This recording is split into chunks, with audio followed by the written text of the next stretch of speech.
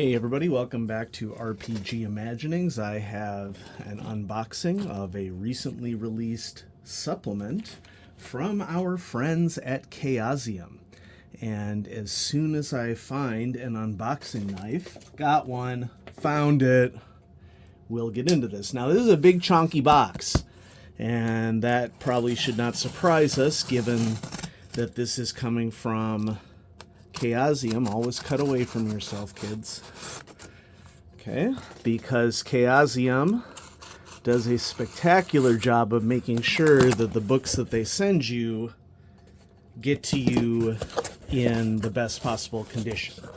Also, when you order directly from Chaosium, you get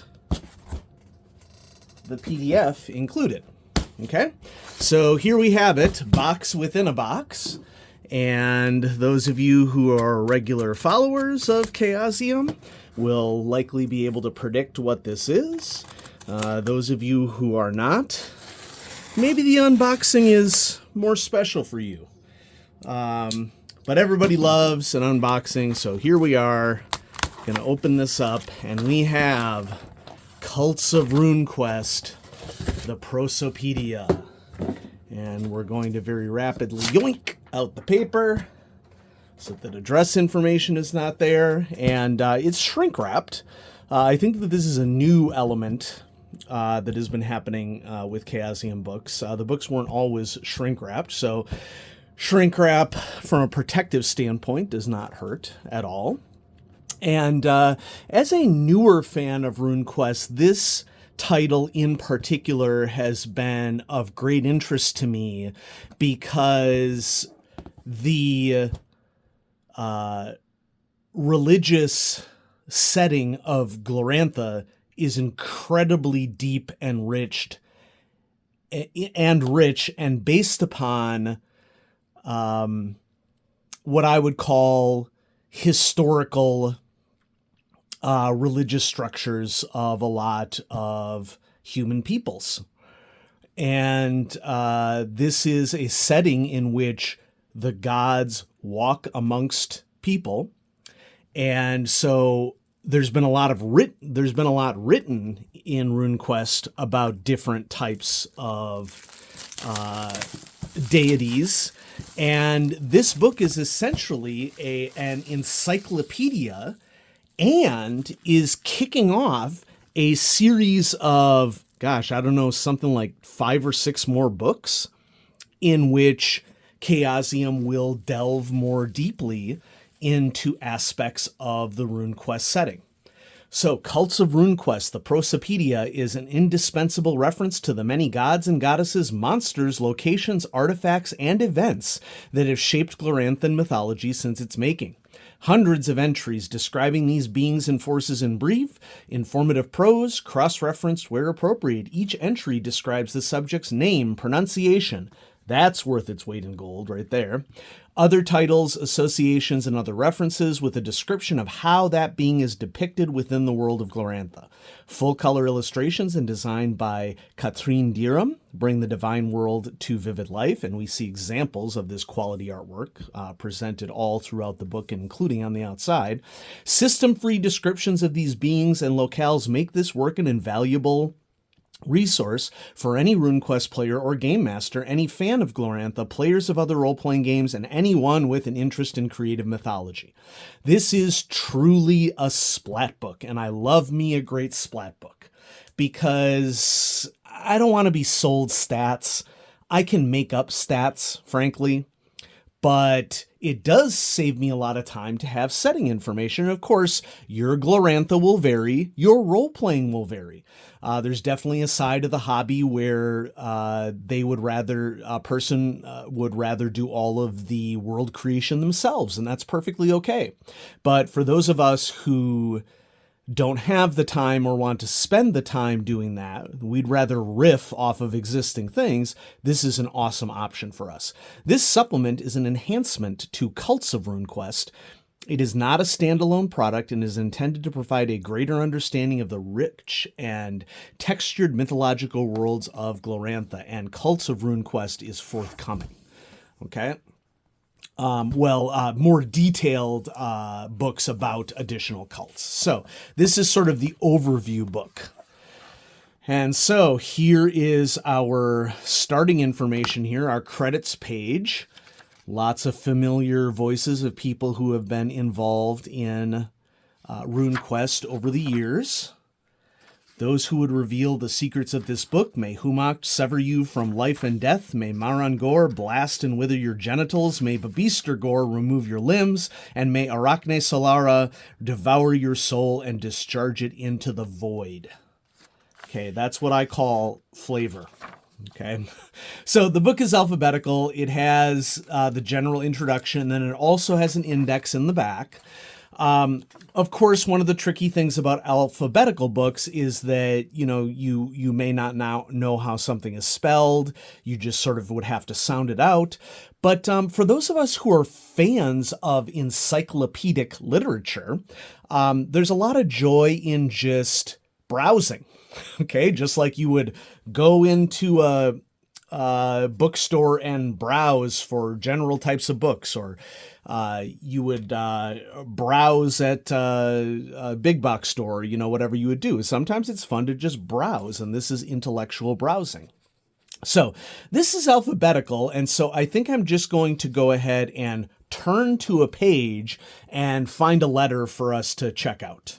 Okay, and so here we're turning to the J's, and this is a good one to turn to because we have the entry for Jariel as the Red Goddess. Jariel, and notice how the relevant runes for a particular deity are noted here.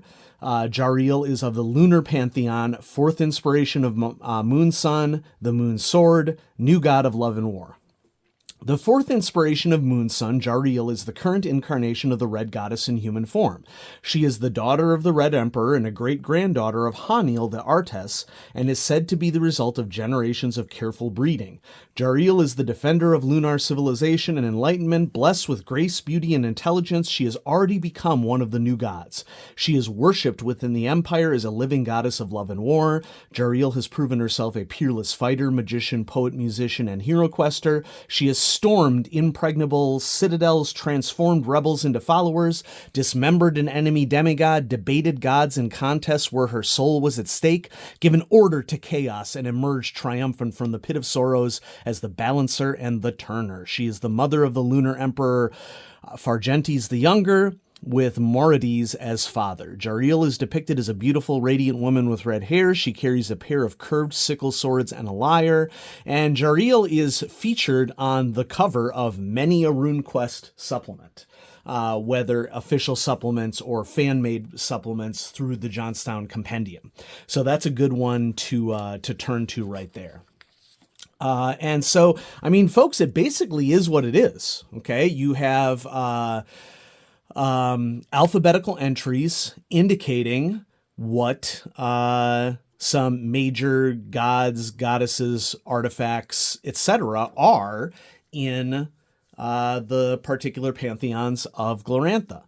I believe that there's a Lightbringers book that is forthcoming, which makes sense because the Lightbringers are a huge group of deities, of which one is mentioned right here, Isares, Orlanthi Pantheon, god of trade and communication, one of the Lightbringers, Sea Lightbringers.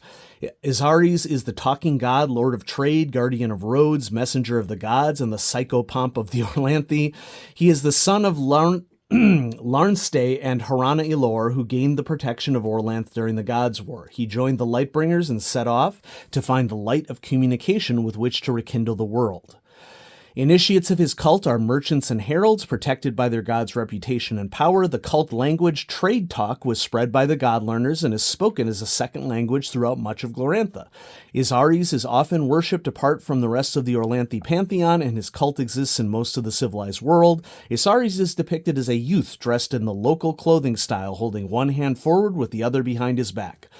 Other appurtenances are usually also added to his images as signs of his dominion. Great artwork here in I mean, I'm not trying to be uncouth or anything here, but I would call this like a Babylonian style. Okay, right? So Bronze Age, art style. It's beautiful. Okay, and that's what the book is all about. And so I'm really excited to dive into this because while I am continuing to learn about RuneQuest and research RuneQuest, this is going to be an invaluable encyclopedic aid to me to be able to understand how the deities of RuneQuest exist and how they're related to each other. And I'm really grateful that Chaosium sent me this book. This is a sponsored video, and so this was sent to me by Chaosium to showcase for all of you. And this is a really ambitious series that has been proposed here. And I'm very excited to see Chaosium succeed with this series because Glorantha is one of the richest realms in existence for a role-playing game. Okay. Greg Stafford, great man, great designer, originated this amazing world of Glorantha that people have been playing around with for over 50 years.